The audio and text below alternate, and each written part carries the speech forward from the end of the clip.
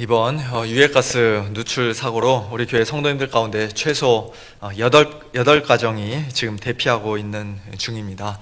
그 중에는 저희 집도 포함되어 있어서 간단한 옷가지와 세면도구만 챙긴 채 지난 금요일 식구들이 급히 집을 나와 2박 3일 동안 다른 곳에서 지냈습니다. 지금까지는 아직 견딜만 합니다만 이런 일을 직접 겪고 나니 평소에 집에서 밥 먹고 잠 자고 또 일상생활을 하는 것이 참 얼마나 감사하고 소중한 일인가 하는 것을 다시 한번 새삼 깨닫게 됩니다. 또 많은 성도님들께서 걱정스러운 마음으로 전화해 주시고 또 실제로 어느 장로님께서는 어젯밤 저희 식구에게 잠자리를 제공해 주시기도 하셨습니다. 혹시라도 폐가 될까봐 처음에는 사양했지만 하도 강력하게 강권해 주셔서 결국 못 이기는 척 하룻밤 신세를 졌습니다. 그렇게 서로 돌아보고 배려하는 마음을 하나님께서 기뻐하시리라 믿습니다. 그런데 만일 제가 첫날부터 그 장로님께 이렇게 말씀드렸다면 어땠을까요? 장로님 댁에 빈방이 있다고 하던데 오늘 밤 우리 식구들 잘 수 있도록 좀 준비해 주세요. 장로는 원래 손님 대접을 잘해야 되는 직분입니다 라고 했다면 물론 장로님 섬기는 거 워낙 좋아하시니까 이렇게 기꺼이 빈방 내주셨을 것입니다만, 그러나 마음 한편으로는 상당히 좀 불편한 마음이 들지 않았을까 싶습니다. 목사가 그런 말을 하지 않아도 당연히 먼저 말을 꺼내려 했었는데 이제는 그 말 듣고 나니까 괜히 억지로 이제 순종해야 되는 것처럼 그렇게 느껴지기 때문이죠. 오늘 본문 8절 이하에서 사도 바울이 빌레몬에게 말씀하는 요지가 정확히 바로 그것입니다. 이러므로 내가 그리스도 안에서 아주 담대하게 내게 마땅한 일로 명할 수도 있으나 도리어 사랑으로서 간구하노라. 바울에게는 오늘날 목사들의 권위와는 비교도 할 수 없는 훨씬 더 큰 권위, 곧 사도의 권위가 있었습니다. 사도는 보내심을 받은 자라는 뜻인데요, 예수 그리스도께로부터 친히 보내심을 받은 사람입니다. 그렇기 때문에 사도가 하는 말은 곧 그리스도께서, 주님께서 하시는 말과 같은 권위를 가진다고 할 수 있습니다. 그처럼 엄청난 권위를 가진 바울이 그리스도 안에서 아주 담대하게 빌레몬에게 명령할 수도 있다는 것입니다. 무엇을 명령할 수 있습니까? 마땅한 일, 곧 빌레몬이 마땅히 반드시 해야 할 일입니다. 그것이 무엇입니까? 바울은 잠시 뒤에 그것을 분명히 밝히는데요, 한마디로 오네시모를 받아주라는 것입니다. 용서해 주라는 것입니다. 그런데 한번 생각해 보십시오. 용서하라는 이 말씀은 사실 예수님께서도 제자들에게 여러 번 명령하셨던 말씀 아닙니까? 7번을 70번까지라도 용서하라. 하루에 7번이라도 용서하라고 예수님께서는 말씀하셨습니다. 사도 바울 역시 골로새서 3장 13절에서 누가 누구에게 불만이 있거든 서로 용납하여 피차 용서하되 주께서 너희를 용서하신 것 같이 너희도 그리하라고 명령했습니다. 그리고 다른 서신서들에서도 비슷한 말씀이 여러 번 반복됩니다. 이처럼 용서는 성도들이 마땅히 해야 할 가장 기본적이고 필수적인 일입니다. 예수님께서는 마태복음 18장에서 용서하지 않는 종의 비유를 말씀하신 후 이렇게 결론 내리셨습니다. 너희가 각각 마음으로부터 형제를 용서하지 아니하면 나의 하늘 아버지께서도 너희에게 이와 같이 하시리라. 이와 같이 하신다는 게 어떻게 하신다는 것입니까? 바로 앞에서 주인이 그 악한 종에게 했던 말과 행동을 보면 알 수 있습니다. 내가 너를 불쌍히 여김과 같이 너도 내 동료를 불쌍히 여김이 마땅하지 아니하냐 하고 주인이 노하여 그 빚을 다 갚도록 그 용서하지 않는 종을 옥졸들에게 넘기니라. 곧 하나님의 진노와 심판 아래 그를 두시겠다는 것입니다. 물론 이것은 예수님을 믿어 죄 사함을 받은 성도가 형제를 용서하지 않은 그 죄 하나 때문에 다시 구원을 잃어버린다는 그런 뜻은 아니죠. 오히려 그가 형제를 끝까지 용서하지 않는 모습을 보니 너는 아직 참으로 복음을 믿지 않는 사람이구나. 너는 아직 용서가 무엇인지 알지 못하는 사람이구나. 용서받는 그 경험이 용서받은 그 경험이 너에게는 없구나라는 그와 같은 말씀이라고 할 수 있습니다. 이처럼 용서는 하나님께서 먼저 하나님께 먼저 값없이 용서받은 참된 성도라면 누구나 반드시 해야 하는 일입니다. 그러므로 바울도 사도의 권위로 빌레몬에게 얼마든지 담대하게 명령할 수 있었습니다. 그런데 놀랍게도 사도 바울은 그렇게 하지 않겠다고 말씀합니다. 대신 사랑으로서 간구한다고 말씀합니다. 사랑으로서 간구한다는 말은 사랑에 근거하여, 사랑 때문에, 사랑을 따라서 간구한다는 뜻입니다. 누구의 사랑입니까? 앞에서 바울은 이미 빌레몬의 사랑에 대해 2번이나 언급했습니다. 주 예수와 및 모든 성도에 대한 내 사랑과 믿음이 있음을 내가 들었다. 내가 너의 사랑으로 많은 기쁨과 위로를 받았다. 빌레몬은 이미 사랑이 풍성한 사람으로 널리 알려져 있었습니다. 그러므로 바울은 바로 그 사랑에 근거하여, 빌레몬의 자신의 사랑에 근거하여 지금 간구하고 있는 것입니다. 빌레몬아, 나는 네가 어떤 사람인지 이미 잘 알고 있다.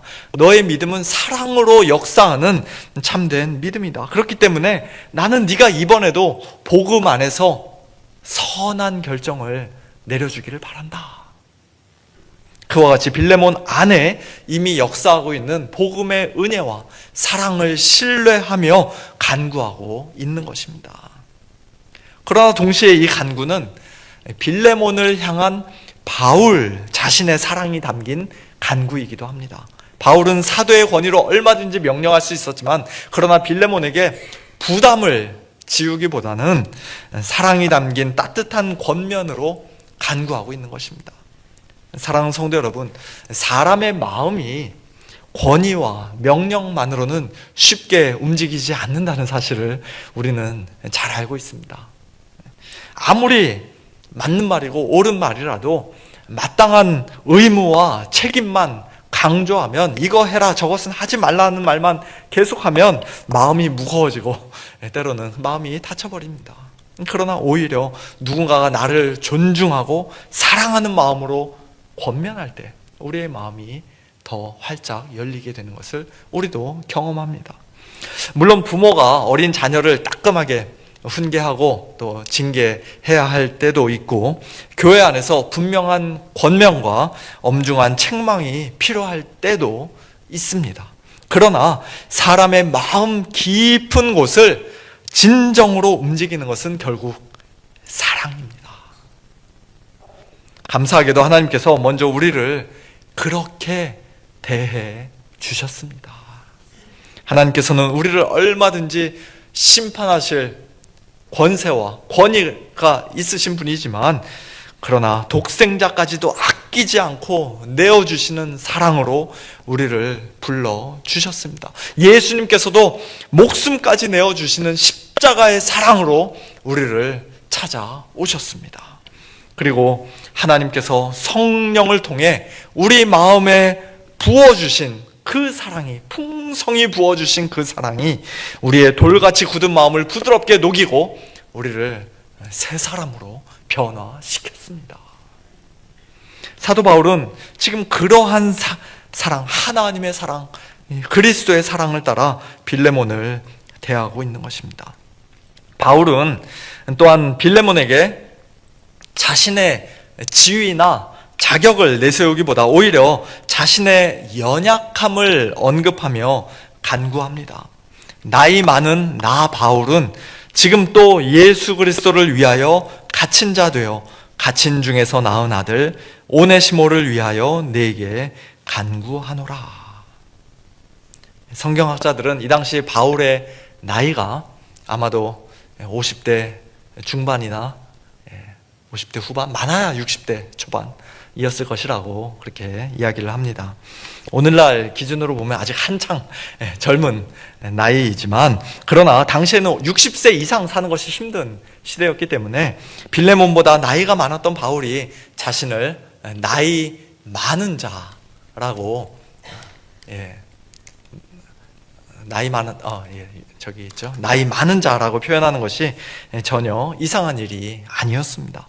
그런데 바울이 여기서 이처럼 자신의 많은 나이를 언급한 이유는 빌레몬에게 또 하나의 어떤 권위나 계급장으로 내세우기 위해서가 아니었습니다. 오히려 자신의 연약함과 힘든 처지를 말하며 빌레몬의 마음에 호소하고 있는 것입니다. 일종의 동정심을 지금 유발하고 있는 것입니다. 빌레몬아, 내가 지금 늙은 몸으로 이 차가운 감옥에 갇혀 있다. 더군다나 내가 무슨 죄를 지어서 갇힌 것도 아니고 그리스도를 위하여, 복음을 위하여 사슬에 매여 있다. 그러니 내 간구를 좀 들어줄 수 없겠느냐. 그와 같이 자신을 낮추며 빌레몬에게 부드럽게 간구하고 있는 것입니다. 참 얼마나 성숙하고 지혜로운 모습인지 모르겠습니다. 오늘 본문 10절에서 바울은 이제 드디어 오네시모의 이름을 처음으로 꺼냅니다. 사실 1절부터 9절까지 바울의 마음속에는 오네시모가 계속해서 자리 잡고 있었을 것입니다. 오네시모 때문에 지금 이 편지를 쓰고 있는 것이기 때문에 기회가 되면 빨리 오네시모 이야기를 꺼내고 싶었을 것입니다. 그러나 바울은 오네시모라는 그 이름이 빌레몬에게 얼마나 민감하고 불편한 이름인지를 잘 알고 있었습니다. 오네시모 생각만 해도, 그 이름만 들어도 빌레몬의 마음에서 막 분노가 끓어오르고 또 상처가 다시 더 깊어지는 그와 같은 이름이 바로 오네시모였을 것입니다. 그래서 바울은 먼저 빌레몬을 칭찬하고 격려하며 또 자신을 낮추어 사랑으로 부드럽게 간구한 후에야 비로소 10절에 와서 오네시모의 이름을 처음으로 꺼내는 것입니다. 그런데 바울은 오네시모의 이름을 처음 언급할 때조차도 매우 조심스럽게 또 따뜻하게 표현하고 있습니다. 너의 도망친 종, 그 나쁜 오네시모라고 말하지 않고 갇힌 중에서 낳은 아들 오네시모라고 말씀합니다. 오네시모를 복음 안에서 자기가 낳은 영적인 아들로 지금 표현하고 있는 것입니다.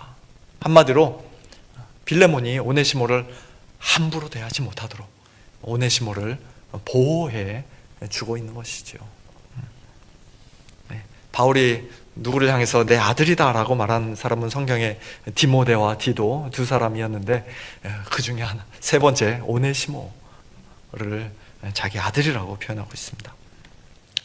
이어지는 11절과 12절에서도 바울은 계속해서 오네시모를 좋게 말하며 그를 변호해 줍니다. 그가 전에는 내게 무익하였으나 이제는 나와 내게 유익함으로 내게 그를 돌려보내노니 그는 내 신복이라. 오네시모가 전에는 빌레몬에게 왜 무익했습니까? 왜 무익한 자였습니까?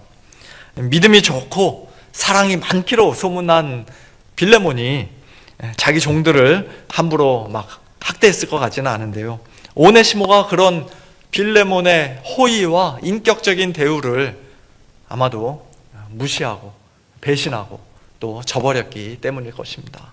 정확히 어떤 일이 있었는지는 알 수 없지만 어쩌면 돈까지 훔쳐서 도망쳤을 가능성도 있습니다.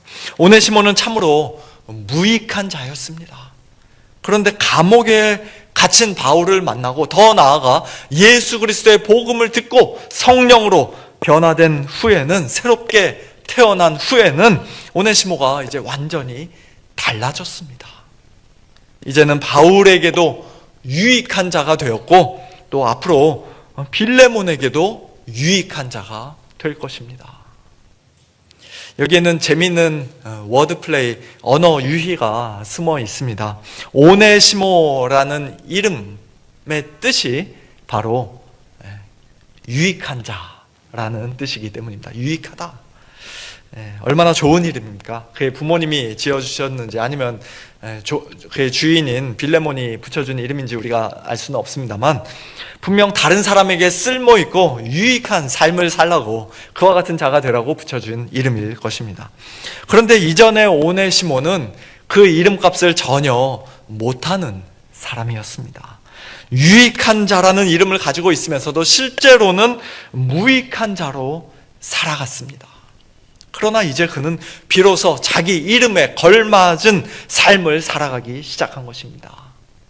사랑하는 성도 여러분, 오늘 저와 여러분은 어떻습니까?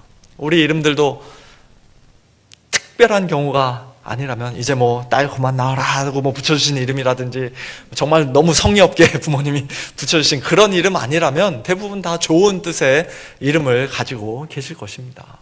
저도 밝을 준 심을 식자를 써서 밝은 것을 심는 사람이라는 그런 좋은 이름을 부모님께서 지어주셨는데요. 저는 그 밝은 것이 빛 되신 예수 그리스도의 복음, 또 하나님의 찬란한 영광, 그와 같은 것이라고 믿으면서 생각하면서 이렇게 살아가려 노력하고 있습니다. 그러나 아무리 좋은 뜻의 이름을 가지고 있어도 예수님을 만나기 전에 우리는 모두 다 영적으로 무익한 자들이었습니다. 하나님께 영광 돌리지 못하고 다른 사람들에게도 참된 유익을 주지 못한 채 살아가던 사람이었습니다. 그러던 어느 날 우리 귀에 복음이 들려왔습니다. 그리고 그 복음과 함께 성령께서 우리 안에 역사하셔서 우리를 거듭나게 하시고 예수님을 믿게 하셨습니다. 그때부터 우리는 비로소 유익한 자가 된 것입니다. 주님께도 유익한 자가 되고 교회와 가정과 이웃에게도 유익한 자로 변화되기 시작한 것입니다. 이것이 바로 복음이 사람 안에 일으키는 놀라운 변화입니다.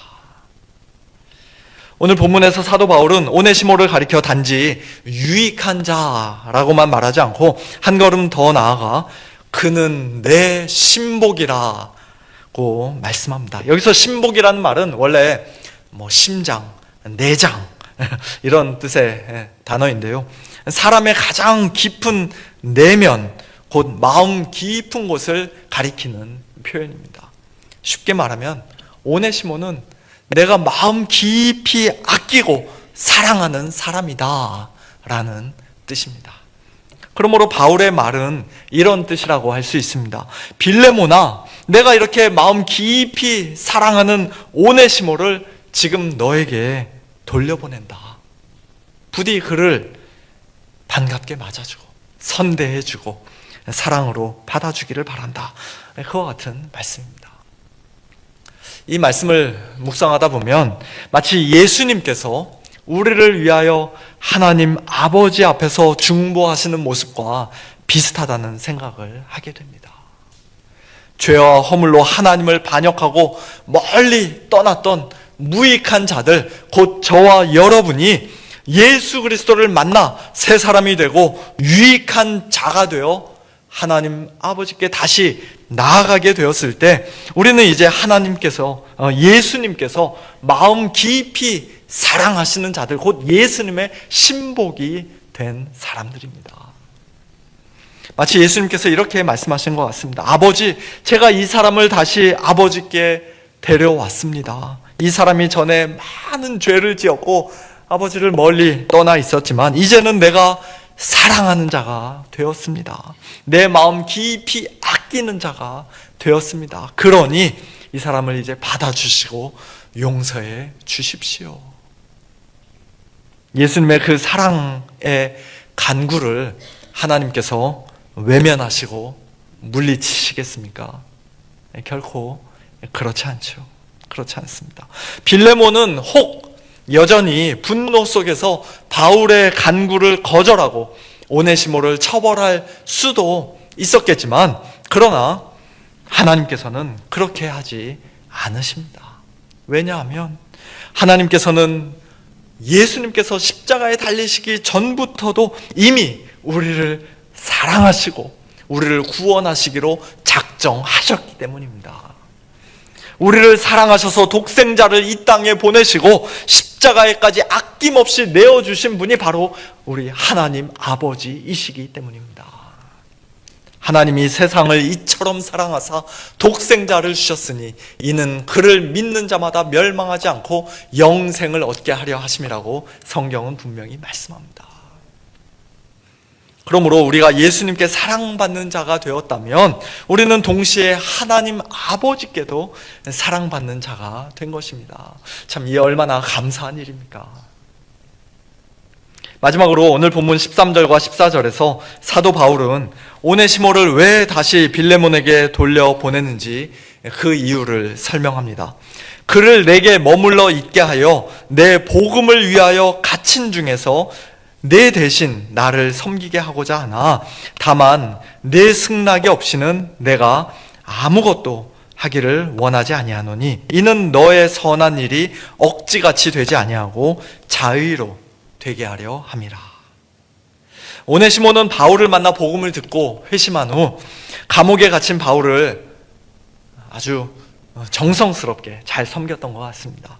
만일 빌레몬이 바울 곁에 가까이 있었더라면 빌레몬 역시 바울을 물심양면으로 잘 섬기고 도와주었을 것입니다. 그러나 멀리 떨어져 있었기 때문에 빌레몬이 직접 할 수 없었던 그 일을 지금 오네시모가 대신 감당하고 있었던 것입니다.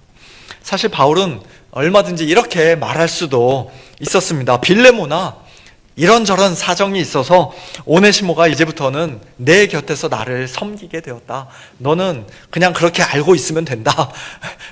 사도의 권위로서 빌레몬에게 얼마든지 그렇게 말하고 명령할 수 있었을 것입니다. 일방적으로 통보할 수도 있었습니다. 그러나 바울은 그렇게 하지 않았습니다. 내 승낙이 없이는 내가 아무것도 하기를 원하지 않는다 라고 말합니다. 그래서 자칫 잘못하면 오네시모가 처벌받고 심지어 목숨까지 잃을 수 있는 그 위험을 감수하며 오네시모를 다시 빌레몬에게 돌려보내는 것입니다. 빌레몬의 승낙이 왜 그렇게 중요합니까? 승낙받지 못하면 바울이 아무 일도 하지 못합니까? 그 이유를 바울은 분명히 밝힙니다. 이는 너의 선한 일이 억지같이 되지 아니하고 자의로 되게 하려 함이라. 오네시모를 용서하고 받아주는 것, 선한 일이죠. 그것이 겉으로 보기에는 어떤 식으로 하든 다 선한 일처럼 보일 수 있습니다. 그러나 그것을 빌레몬이 억지로 하느냐 아니면 자의로, 곧 자원하는 마음으로 하느냐는 전혀 다른 문제라는 것입니다. 이것은 사도 바울이 이미 앞에서 언급한 내용과도 연결되는 원리입니다. 사도의 권위로 명령한 말씀에 순종하는 것이나 사랑으로서 권면하는, 간구하는 그 권면에 따르는 것이나 겉으로 보기에는 별 차이가 없어 보일 수 있지만 그러나 그 일을 행하는 사람의 마음은 전혀 다를 수 있는 것이죠. 물론 명령에 순종하는 것 자체가 나쁘거나 열등한 것은 결코 아닙니다. 그래서 우리는 잘 알고 있습니다. 하나님의 명령에 순종하는 것은 언제나 옳은 일이고 우리가 마땅히 그렇게 해야 합니다. 그러나 하기 싫은데 명령하셨으니까 어쩔 수 없이 억지로 안 하면 혼날까 봐 억지로 하는 것과 주님의 크고 놀라우신 사랑과 은혜에 감사해서 감격하여 자원하는 마음으로 순종하는 것은 하늘과 땅 차이입니다. 이러한 원리는 우리의 신앙생활 전반에도 그대로 적용됩니다. 하나님께 예배 드릴 때도 그렇고 헌금을 드릴 때도 그렇고 교회에서 여러 가지 봉사와 섬김을 할 때도 마찬가지입니다.